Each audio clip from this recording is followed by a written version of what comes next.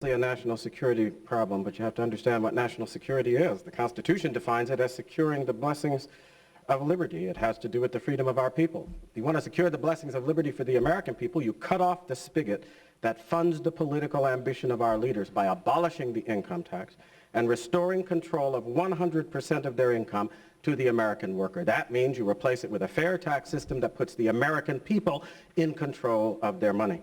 By doing that, you will encourage the politicians to stop spending to fund their little political cliques and only limit their spending to what actually produces results for the American people. Thank you. I want to dig into the budget issue a little bit more. You'll have 30 seconds to answer this next question, and again, I want to start with Mayor Giuliani.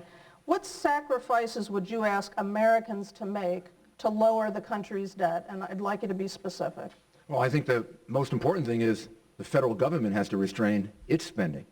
That's the area in which we're hurting ourselves and in which we're creating this problem, national security, economic security, however you define it. The problem is not the American people.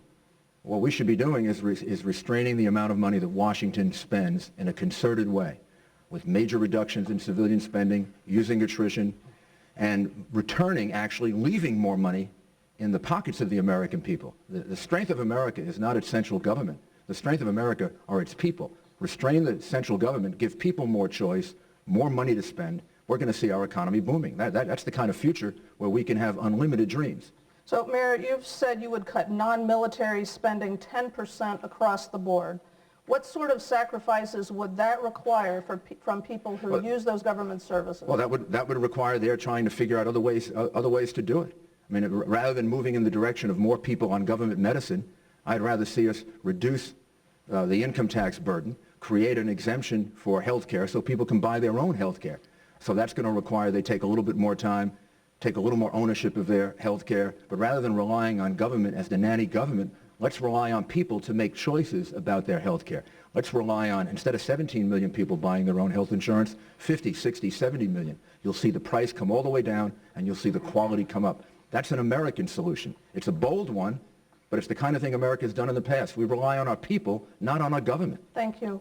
Congressman Paul, what sacrifices would you ask Americans to make for debt reduction? I think it's absolutely unnecessary to sacrifice. We want to give people more freedom, more chance to spend their own money. It's unnecessary. We can cut by looking at our foreign policy. We maintain an empire which we can't afford. We have 700 bases overseas. We are in 130 countries. We cut there. And then we have a better defense of this country, and the people get that money, and they get to spend it here at home. There's no need to sacrifice. We need more liberty, more rights for the people to spend their own money, and in that situation, there is no sacrifice and no need for it.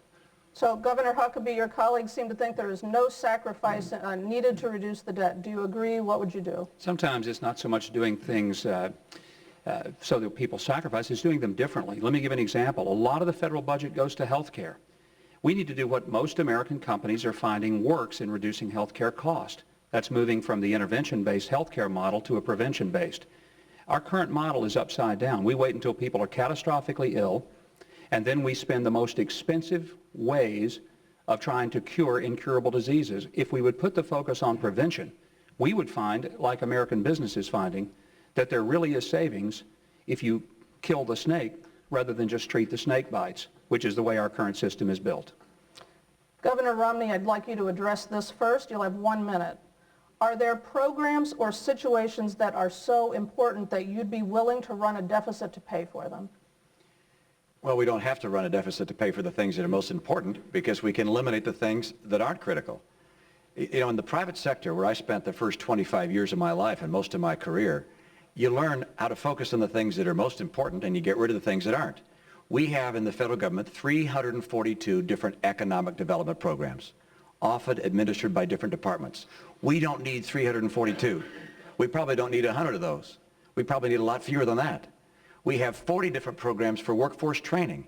There are probably 5 or 6 that are really working and a lot that are not working terribly well. We can get rid of some of those. We have 13 different programs to prevent teenage pregnancy. Well, they're obviously not working real well, and we can probably cut it down to 1 or 2 that are making a difference.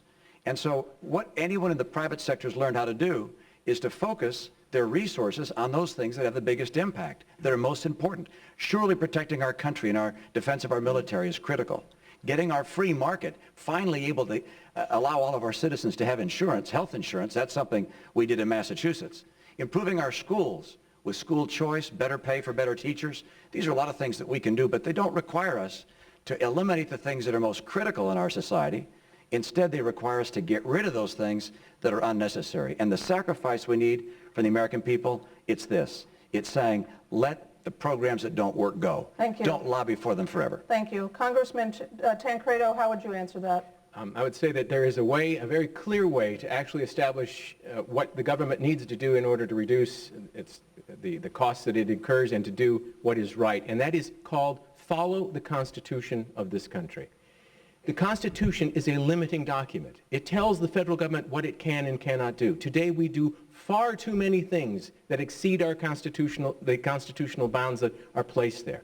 We have a responsibility. It is to protect and defend this country. Concentrate on that. Concentrate on doing what's right and what the Constitution itself gives us the responsibility for, and the rest of that stuff becomes extraneous. And honestly, if you think about it, if you ask America, what would you do, what would you sacrifice, the one thing I would say is this. Don't ask the government for womb-to-tomb protection for your life, to build a bubble around you, because all of that will cost a humongous amount of money, and money that we don't have, but we will respond to you. Politicians will do it because they want the votes. Don't ask, and I guarantee you my administration will remain inside the bounds of the Constitution. Senator Thompson, could you answer that? Are there programs or situations so important you'd be willing to run a deficit for them? Yes, the military, the security of our people first and foremost, always. Our infrastructure, which is coming apart, and research and development, which is going to help us solve some of the problems in the future as far as energy and a lot of other issues. But I'm going to take a chance on telling the truth to the American people. Our entitlement programs, by 2040 or so, we're going to eat up our entire budget. Now, we'll go all day here and nobody else will talk about that obvious problem that we've got to address. The thing about it is that we can do it now without hurting those programs, with actually strengthening those programs so that our kids and grandkids have. I don't think we as American people are so selfish that we're going to put this off the table, kick the can down the road, and let everybody else solve that problem, when our grandkids get to be working age. That's not America. That's not what makes us strong. And specifically, as far as Medicare is concerned, we need to tell people that are in Warren Buffett's category, we're not going to take care of all your Medicare in the future. We can't afford it. Well, which leads me nicely to a next question. I want to go down the line in reverse order and hear from everyone. Very briefly, please, 15 seconds or so. Who in this country is paying more than a fair share of taxes relative to everyone else? The wealthy, the middle class, the poor, or corporations? Starting with Mr. Keyes.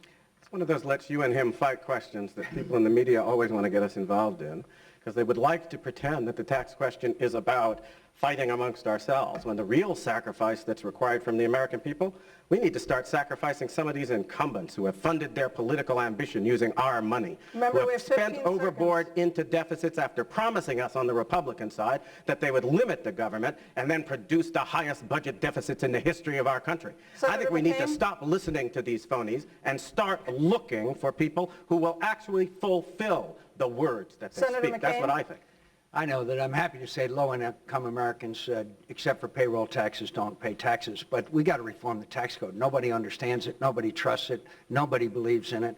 And we have to fix it. And we can't raise taxes as our Democrat friends want. So I don't know exactly who's paying the most of the burden, but I would say that the American people need a tax code they can understand and that they know is fair. Governor Huckabee? Over 80% of the American people know that the tax code is irreparably broken. I would lead one to a fair tax, and that means that the rich people aren't going to be made poor, but maybe the poor people could be made rich. That ought to be the goal of any tax system, not to punish somebody, but to enable somebody so that they can have a part of the American dream. The fair tax does just that. Governor Romney? I don't stay awake at night worrying about the taxes that rich people are paying, to tell you the truth. I'm concerned about the taxes that middle-class families are paying. They're under a lot of pressure. Gasoline's expensive. Home heating oil, particularly in the Northeast, is very difficult for folks. Healthcare costs are going through the roof. Education costs in higher education are overwhelming. And as a result, we need to reduce the burden on middle-income families in this country. Okay, a little snappier.